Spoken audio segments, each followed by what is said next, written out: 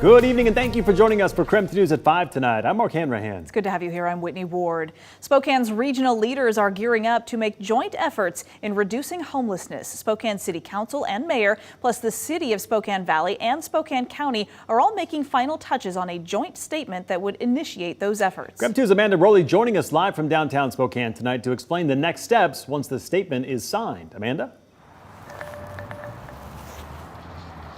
Yeah, guys, in the Spokane region, we've seen local jurisdictions, nonprofits, and health providers all take steps towards addressing homelessness. But now we could soon see these entities and other community stakeholders come together in these efforts under one regional system.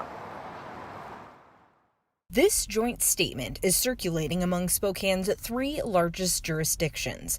Once it's finalized and signed, these entities will have agreed to spend 90 days of due diligence developing a regional system to address homelessness. Based on the draft version of the joint statement, the system could be built on shared finances, data, and other resources. Seattle has recently come together. Houston has had some great success. Gavin Cooley is helping coordinate this joint statement. In a Spokane City Council meeting this morning, he explained its significance. Coming together and saying, yes, we'd like to have this conversation. We haven't made any decisions yet, but we are interested in a conversation about a regional collaborative approach to addressing homelessness. Cooley adds, once the statement is signed, other jurisdictions like Cheney and Airway Heights, along with other community stakeholders, will be asked to join the discussion. We do want to get feedback on different models, on what a structure might look like. Spokane County commissioners also discussed the statement in a meeting this week. Today, Chair Mary Cuney says discussions of what a regional authority would look like began during COVID. Kind of got us thinking along that path that how do we take the politics out of this and really do the right thing for the people? Some local leadership, including Cuney, visited Houston in October to see its success in reducing homelessness. Cuney hopes to see similar results by following Houston's lead. It's really taking those silos away that are going on within nonprofits, between nonprofits and the community services from the different, government agencies, and really saying, how do we bring that together? And I think that's what Houston really did. Now, the Spokane mayor is also on board with this joint statement. In fact, her office tells me she has been one of the leading voices in these efforts. Now, we also know that Spokane Valley, that other entity involved in this joint statement, is expected to discuss the letter here in the near future. We'll be keeping you updated as this story develops. Amanda Rowley, KREM 2 News. All right, Amanda, thank you very much. And the inland Northwest is getting ready for some much colder temperatures moving in here in the next few days. Let's get right to Chief Meteorologist Jeremy Legoo for more on what we can expect. Jeremy? Well, okay, let's start with some good news. One of those bits of good news is we're still 10 minutes away from sunset. We'll take that. But yes, as we look across the region, temperatures are mild for now. In the 40s still here in the 5 o'clock hour, and those temperatures are going to drop pretty quick with that light cloud cover overhead. And as we move through the day tomorrow, we'll likely see a little bit of high elevation snow. Maybe a flurry or raindrop here in Spokane winds up being about it. And it's a similar story on Saturday. Most of the moisture and energy kind of keeps things in the mountains as we head through the next couple of days. So temps in the mid-40s through the weekend. Saturday and Sunday look mostly cloudy. Might see a couple stray raindrops or snowflakes each of those days. But yes, as we get into next week, we are looking at a big drop in temps. It looks like the worst of it is kind of Thursday, and then we'll watch those temperatures rebound. But look, as we get through the weekend, temps in the mid-40s, even upper 40s come Monday. All right, Jeremy, sounds good. Thank you very much.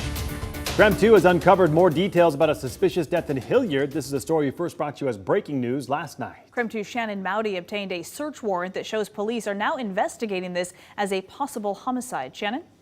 Through a search warrant, we have learned police first got involved around midnight Wednesday when a woman called for a welfare check on her sister. But that woman wasn't discovered until about 4 hours later. This was the scene on East Diamond Avenue last night. The first call to crime check came in hours before this. A search warrant shows a woman said she couldn't reach her sister, and family was concerned because that woman had sent pictures of injuries she said her ex-boyfriend gave her. Police did try to contact that woman at her apartment around midnight, but didn't have cause to go inside. And we have learned it was a maintenance man and the woman's caseworker who found her dead inside the apartment. Documents show the maintenance man drilled into a door lock as the caseworker tried to do another welfare check. That wasn't until around 4 in the afternoon Wednesday. And that's when police were called to the scene again.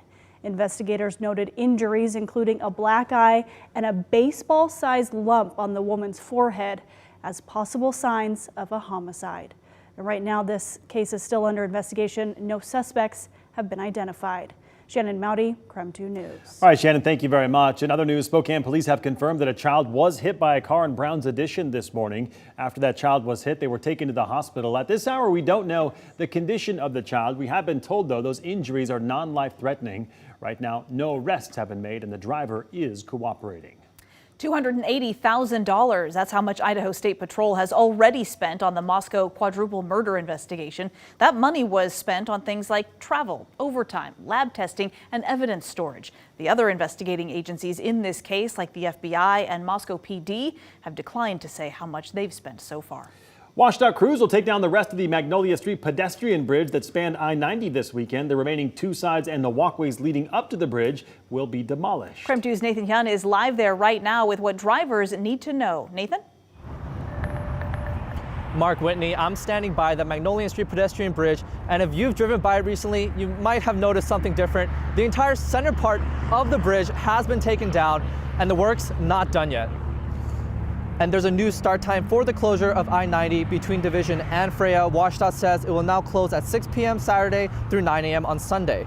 Last weekend, crews took a large piece of the bridge out from over the highway, and this weekend, crews will focus on taking down the rest of the bridge. We will be close. There'll be some cleanup left that'll be happening likely next week. It'll also depend on how quickly the structure does come apart. If it does take a little bit longer, we could be looking at additional delays or closures in the coming weeks. Ryan Overton with WashDOT says the bridge couldn't be fixed because of safety issues. He also said the cost to demolish the bridge is about $600,000, which is a lot less expensive than trying to replace it. And I'm told the reason for the extra hour of the I-90 closure this weekend is so crews have more time to clean up debris. Live in Spokane, Nathan Hyun, KREM 2 News.